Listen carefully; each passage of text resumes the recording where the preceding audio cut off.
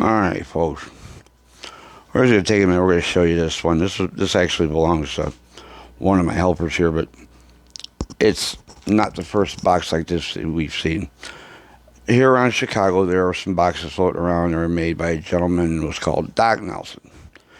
And he's passed. I've never had the pleasure of meeting the man, but I've been seeing a lot of his boxes here recently because they're very different. They're complicated. They're not complicated. It's hard to explain. They're different. They're very different. If you don't understand his intentions on how he wanted you to run this stuff, then you're not going to get along with his equipment. But if you set it up the way his brain said to set it up, you're going to do some pretty outstanding things.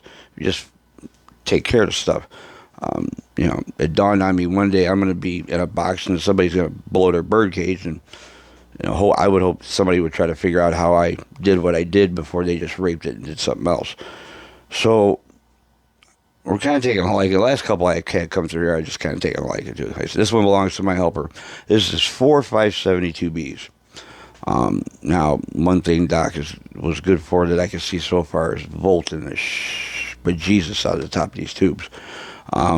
Which is, they take it. They do fine. These don't cherry up. But take a minute now and go through. We're going to see some pictures of just, the bottom side of this thing. Just show you some stills, and you'll see why this is can be more of a pain in the butt than most guys will think it's for. Just check it out.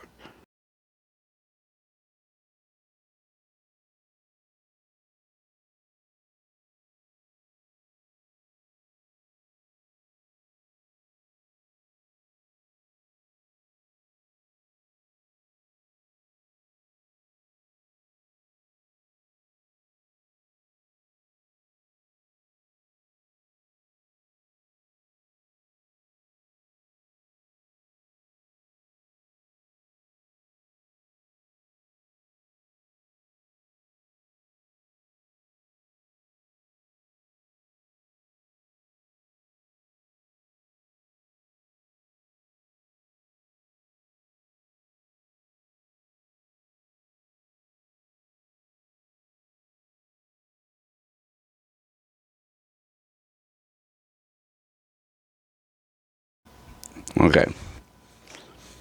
Now after that slideshow, now you know what we're looking at here. So what I am doing is I am driving. I'm using my 86V into a Firebird 500 with a low power switch.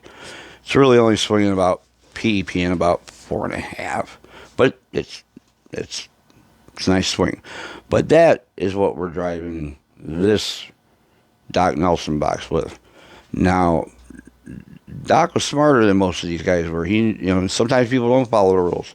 So he set them up so you could, if he knew what you were going to do, he'd turn this, turn that, put this, put that in there from what I can understand so far, and get you set up. I got this one set to just take a bunch of drive. So this is what we're going to do. We're going to put him on standby. Where's our trusty microphone? So now, the Firebird 500. Actually, it's PEP in a little over 500. But now we're going to turn this dude on. Doop. Now we're on the 5,000 watt scale. Audio.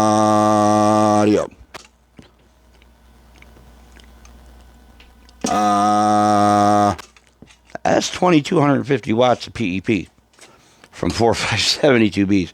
Now, I've been talking on this thing for a day now, and it's a neat box. So, I guess if you get your hands on one, if you run across one of these, they don't want $1 million for it, but needs a little work. We're pretty much getting the hang of old Doc's boxes around here. So, if you got one, you need a little work, we'll take a look. Depends on who else has been after it after Doc built it. But, like I said, one day I'm not going to be here to fix mine, so hopefully old Doc can take a little solace. I'm going to try to keep his running while I'm here. So here's another one. We did one last week. Here's another one. This one actually belongs to my helper, so we put a little bit of love into this one. But Here it is. It was a Mako, I'm guessing 750 or something, looking at the footprint inside at one time. And there you go, man. I mean, you can't beat the swing.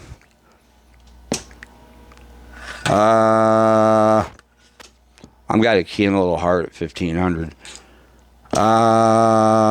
2400 swing. So there you go, boys and girls. Some guys hate them. Some guys swear by them. I've been working on them, and I'm telling you right now, if you're scared of electricity, don't stick your hands in one of Doc's boxes, because you're going to get knocked on your ass. That's the first thing. Second thing is, just, it's like any other amplifier. They're just, they're hot rodded. Every part of it's hot rodded. So this one's cool. It doesn't even have his name or nothing on it, which I think is, I put, my badge and everything on my amps. This guy, he whipped them up and away they went. Here's another one right here. This was an SB220 at one time. And now that has 4 A11As in it, but I think we got a bad transformer on that one. So there you go. If you ever heard of a Doc Nelson box, here's one of the, I don't know if this was meant to be a driver for a larger box, like a crab box or something, or if this was just meant to sit there and blast a couple of kilowatts a peak. But it does it, and it does it very clean, does it very loud. And as long as you feed it enough current from the wall, I think it'll do it for a long time. It's obviously been doing it for a while now, so my helper's going to be happy because he's finna rip their heads off with it like I've been doing the last couple of days. So, Doc, wherever you're at, buddy, we're taking care of them for you. Neat piece. If you can get your hands on one of these and it works, just grab it. They're cool. 7.3s. We'll see you.